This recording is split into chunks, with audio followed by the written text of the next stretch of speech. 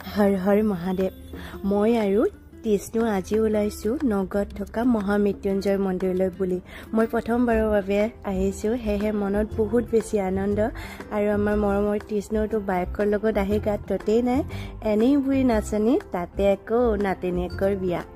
আমি আহিয়েই প্ৰথমতে বাহিৰতে চাকি বন্তি জ্বলালোঁ, যিহেতু ভিতৰত জ্বলাব নিদিয়ে। আৰু ভগৱানৰ ওচৰত প্ৰাৰ্থনা কৰিলোঁ যেন সকলোৰে লগত ভাল হয়। আৰু এতিয়া আমি ভিতৰলৈ গৈ আছোঁ, কিন্তু তেতিয়ালৈকে ভিতৰৰ মূল মন্দিৰত দৰ্জা খোলাহি নাই। আৰু আমি মন্দিৰৰ বাহিৰত অকণমান দূৰ ফুৰিলোঁ, ফটো উঠিলোঁ। আৰু আমি সঁচাকৈ গৌৰৱ অনুভৱ কৰোঁ যে আমাৰ অসমৰ নগাঁৱত অৱস্থিত এই মহামৃত্যুঞ্জয় মন্দিৰ, আৰু ইয়াৰ দৈৰ্ঘ্য 126 ফুট।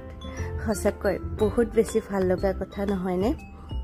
আৰু ইয়াৰ আমাৰ মৰমৰ কৃষ্ণ বাহিৰতে বহি আছে, কাৰণ আৰু 1 ঘণ্টা টাইম আছে মন্দিৰৰ ভিতৰত বহি আছে। আৰু এই কুকুৰটো বাৰে বাৰে মোৰ ওচৰত আহিছে, নাজানো কিয় বা, কিন্তু মোৰ ওচৰত খাবলৈ দিব একোৱে নাছিলে তেতিয়ালৈ। আৰু ইতিমধ্যে মূল মন্দিৰৰ দৰ্জা খোল খালে আমি ভিতৰলৈ প্ৰৱেশ কৰিলোঁ। আৰু ভিতৰত ফটো বা ভিডিঅ' উঠাই এলাও নাছিলে, তথাপি মনে মনে অকণমান কৰিলোঁ বাৰু, কাৰণ আপোনালোকক দেখুৱাবৰ কাৰণে।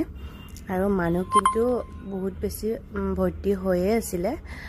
আৰু এতিয়া আমাৰ পূজা কৰা শেষ, আৰু আমি ওলাই আহিলোঁ বাহিৰলৈ। আৰু এই বাহিৰত চাওকচোন, এই কাচুবোৰে কেনেকৈ আছে।